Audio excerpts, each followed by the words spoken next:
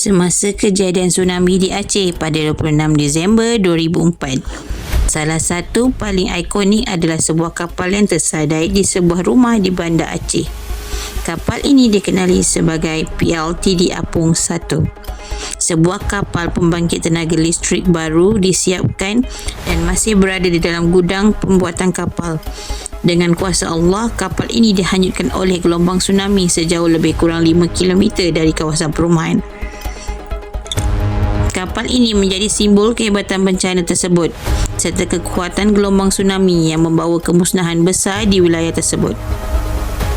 Kini, lokasi kapal tersebut telah dijadikan tapak peringatan dan tarikan pelancong yang berfungsi untuk memperingati tragedi serta meningkatkan kesedaran tentang bencana alam. Lokasi ini sering dikunjungi oleh pelancong dan penduduk tempatan untuk mempelajari sejarah dan mengingati mangsa-mangsa yang terkorban dalam bencana tersebut.